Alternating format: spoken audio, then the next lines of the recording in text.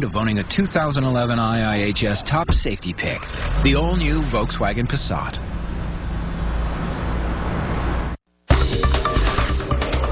Former Libyan leader Muammar Gaddafi was buried today at a secret location in the desert.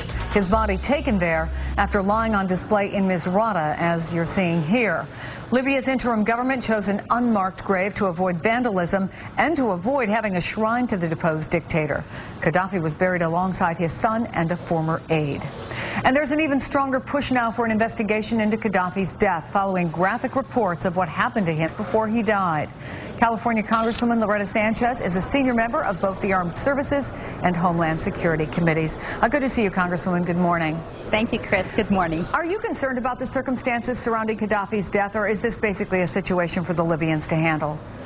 Well, I do believe that the Libyans have to look at themselves and decide seriously what type of government they're going to have and whether they're going to be transparent. So it is an issue for them.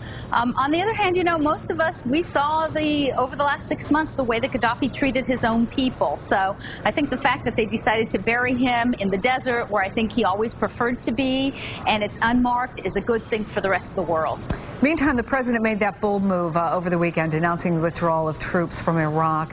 What are the risks as you see them? What's the likelihood of civil war, do you think?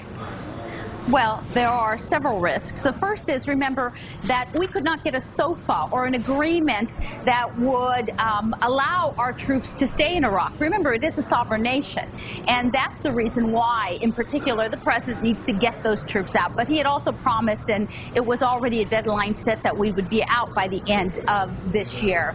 And he'll leave very little behind. I'm more concerned about some of the cutbacks on our State Department and what that will do for our State Department workers who continue in the mission there in Iraq to try to, if you will, get the institutions set and help the Iraqis move along the way. And civil war, yeah, I think that's something that many of us take a look at and say this could be a problem and it could deteriorate to that.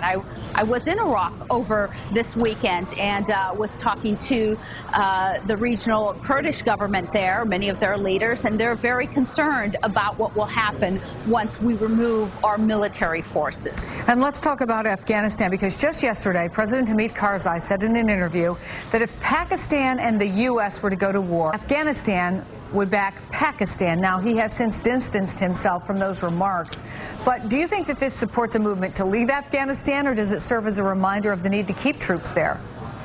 Well, as you'll recall, I have been an ardent person to remove our troops from Afghanistan for a long time now.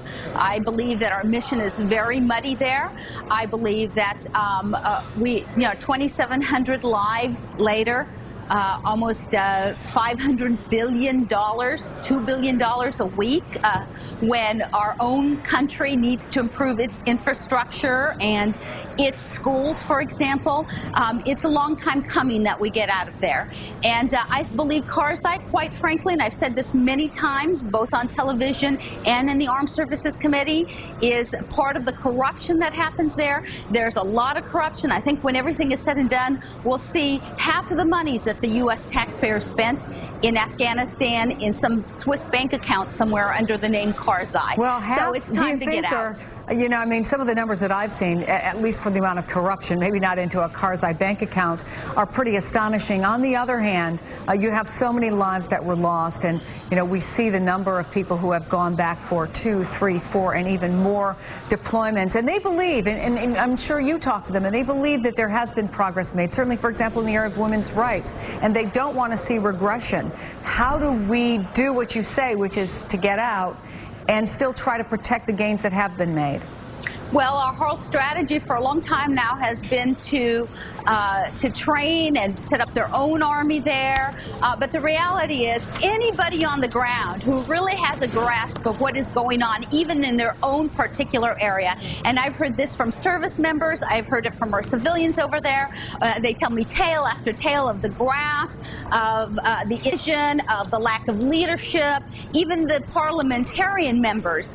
A couple years ago when I was there right after after the last Karzai election said it was a bad election. They should never see that again. I mean, they were humiliated about the fact that the U.S. stood by that election. So, you know, it's just time to cut our losses there. There are other ways to handle that. And